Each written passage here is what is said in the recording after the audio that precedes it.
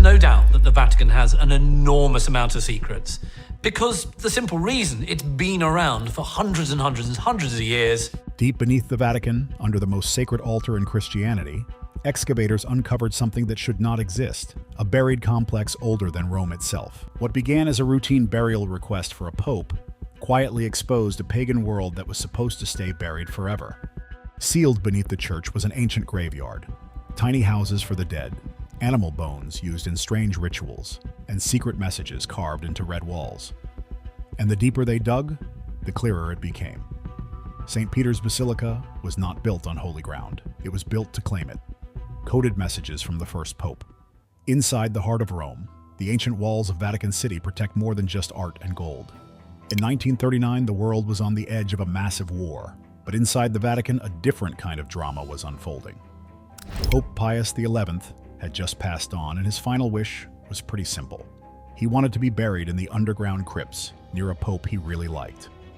But fulfilling that wish started a chain of events that would uncover a world-shaking secret. The new pope, Pius XII, ordered the space to be prepared, but they ran into a huge problem. The chief architect realized he had to lower the floor to make everything fit. They weren't just digging in a basement. They were digging under the main altar of St. Peter's Basilica. This is the largest church in the world, and above them sat a dome weighing 28 million pounds. One wrong move and the whole thing would have turned into a pile of expensive rubble. They didn't hire a normal crew for this. They used a special group called the Sampietrini, who were elite Vatican workers. These men worked in total secrecy, using shovels and buckets in the damp dark. What, are we supposed to believe that? Really? 53 kilometers of secret documents. Imagine the truths that are hidden in those. Almost immediately, their tools hit something that wasn't dirt. It was the top of a Roman arch that had been buried for 1,600 years. They'd broken into a world that everyone thought was just a legend. The Pope decided to turn the burial project into a full-scale secret excavation. It's not that simple, though, because they had to support the entire church with steel while they dug deeper into the earth. The workers eventually realized they weren't looking at a single tomb, but an entire street. What they found was basically a neighborhood for the dead. It was a narrow Roman street lined with fancy buildings called mausoleums. These weren't just graves. They were like small houses with rooms, beautiful floors, and painted walls. This place is called a necropolis, which means City of the Dead. Emperor Constantine had filled this whole area with dirt in the 4th century to build his first church. For 1,600 years, these buildings sat in total darkness, perfectly preserved. The detail was amazing. There were mosaics on the floors and frescoes of peacocks and pagan gods on the walls. One tomb belonged to a family called the Valeri, and another belonged to a man who warned people not to mess with his final resting place. Most of these people weren't Christians. They were wealthy Romans who worshipped the old gods.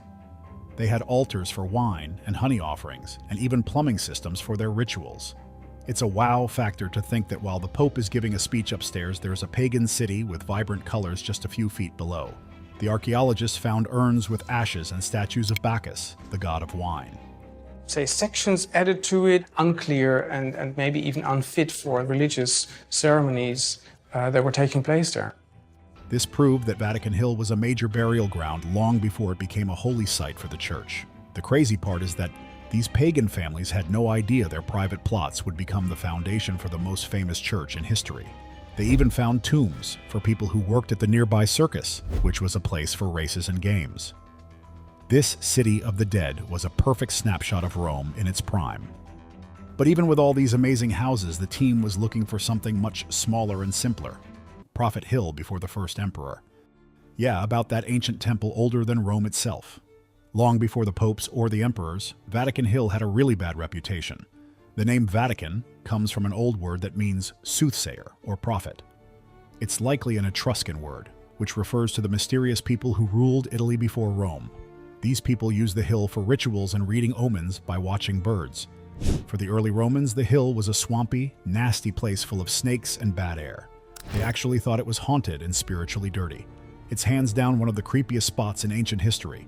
But the weirdest part was the cult of Cybele, also known as the Great Mother. Her temple was right there on the hill, and her rituals were loud and terrifying. Her followers would dance into a frenzy with cymbals and drums. There was another secret group there too, who worshipped a god named Mithras. They built their temples underground to look like caves. These groups were huge rivals to early Christianity. Both promised life after death and had special meals for their members. It's very likely that a Mithras temple is still hidden in the parts of the hill they haven't dug up yet. This means the ground is basically a layer cake of different religions, each one built on top of the last. The hill was a gateway to the underworld long before it was the center of the Catholic world. The hill was already a place of power, but a crazy emperor was about to make it a place of blood. So here's the deal with the giant stone needle in the middle of St. Peter's Square. It's an Egyptian obelisk that's over 3,000 years old. Emperor Caligula, who was known for being totally out of his mind, stole it from Egypt. He had a special ship built to carry the 700,000-pound rock across the sea. He put it in the center of his private racetrack, called the Circus of Nero, right on Vatican Hill. This racetrack was where the rich and famous of Rome went to watch chariot races. But then things got dark. In the year 64, a massive fire destroyed much of Rome. The public blamed Emperor Nero. So he needed someone else to take the fall. He picked the Christians, who were a small new group at the time. He turned his private circus into a place of horrific entertainment. People were used as human torches to light up his night parties. According to the stories, this is where the leader of the group, a man named Peter, met his end. He didn't want to go out the same way his master did, so he asked to be placed on the cross upside down.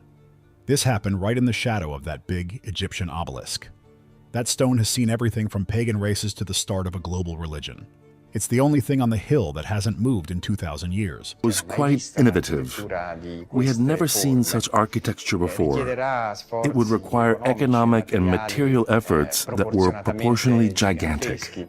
The necropolis the workers found was built right against the wall of this bloody racetrack. The team had found the street and the circus, but they were still missing the most important piece. Truth buried under the high altar. Deep beneath the golden opulence of St. Peter's Basilica, where the air grows heavy with the scent of damp stone and the weight of 2 millennia, lies a silent, shadow-filled world that holds one of the greatest mysteries of the Christian faith. This is the Vatican necropolis, a literal city of the dead that remains sealed for centuries, forgotten beneath the floorboards of history. In the mid-20th century, specifically beginning in 1939 under the secret orders of Pope Pius XII, a team of excavators was tasked with a mission that many skeptics and even some believers thought was impossible: to find the literal bones of the Apostle Peter. This was not merely an archaeological survey, it was a search for the rock, the foundational human element upon which the entire Roman Catholic edifice was constructed. As the world above descended into the chaos of World War II, the men below dug further into the earth, focusing all their physical and emotional energy on a specific, narrow spot directly under the main altar, the Baldacchino of Bernini. The descent was more than physical. It was a journey backward through the strata of human civilization. As they moved through the layers of history, clearing away the debris of the Renaissance and the remnants of the Constantinian era, the researchers encountered a startling transition. For a long stretch, the path was lined with the elaborate, marble-clad pagan tombs of the Roman elite. These were the houses of the wealthy, adorned with vibrant frescoes of gods, scenes of the afterlife, and intricate sarcophagi. However, as the team approached the area directly beneath the central dome, the grandeur of the Roman aristocracy suddenly stopped. It gave way to a humble small patch of dirt, a stark, jarring void in the midst of imperial luxury. Within this unassuming space, they discovered a simple wall painted a deep, striking red. This wasn't just a structural barrier intended to hold back the weight of the hill. It was a red wall that bore the physical and spiritual weight of centuries of clandestine devotion. It stood as a boundary between the world of the living and the world of the martyr. As the excavators cleaned the surface, they realized the wall was covered in ancient graffiti. These were not random scribblings or ancient vandalism.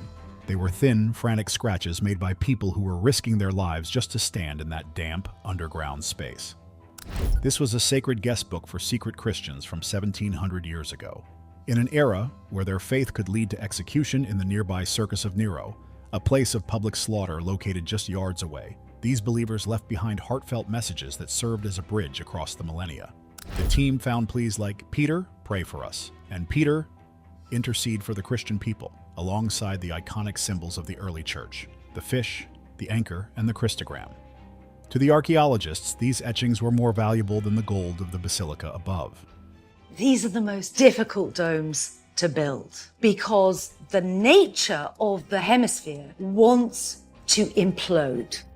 They proved that even in the 2nd century, barely 100 years after Peter's death, the early Christian community believed with absolute certainty that this was the final resting place of the Prince of the Apostles. Built directly into the fabric of this red wall was a small shrine that looked like a stone table supported by 2 slender columns. This discovery sent shockwaves through the team because it matched a precise historical description written by a priest named Gaius in the year 200. This trophy of Gaius was mentioned in early church documents as a marker intended to honor the location of Peter's burial.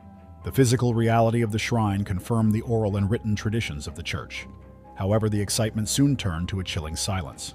When the archaeologists finally excavated the earth beneath the shrine, expecting to find the remains of the apostle, they were met with a hollow reality. The grave was completely empty. The search had hit a wall of disappointment, but the narrative soon took a bizarre and almost tragic turn involving Monsignor Ludwig Kaas. Kaas was a man of intense faith, a high-ranking cleric who had been put in charge of the excavation, but he was also a man who possessed perhaps too much individual initiative and a profound distrust of the secular methods of archaeology. Deeply concerned that the bones of the saint might be desecrated or mishandled by the workers, Kaas had been secretly moving materials from the site. He often wandered the dig site alone at night, gathering fragments he deemed important and placing them in boxes for safekeeping, often without the professional archaeologist's knowledge. Kaas eventually identified a set of remains found in a nearby tomb and was so convinced that they were the right ones, based on his own intuition, that he kept them in a wooden box in his office for years. When scientific analysis was finally performed on these relics that Kaas had guarded so zealously, the results were devastating for the Vatican. The forensic report revealed a humiliating truth. The remains were a mixture of animal bones, mostly pig, and the remains of an elderly woman. The professional archaeologists were crushed. They feared that the true location of the bones was lost forever due to this clerical mismanagement and the chaotic nature of the early dig. Just when the search seemed to have reached a dead end, a brilliant woman named Margherita Guarducci joined the team. An expert in epigraphy and ancient handwriting, she possessed a level of patience and scientific rigor that the previous excavators lacked. While the men had been looking for skeletons, Guarducci was looking for a narrative.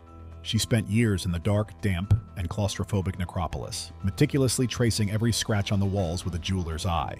Her persistence paid off when she found a tiny, nearly invisible message that everyone else had missed, tucked into a corner of the graffiti wall. It said, "Petros Eni," which translates from ancient Greek to "Peter is within."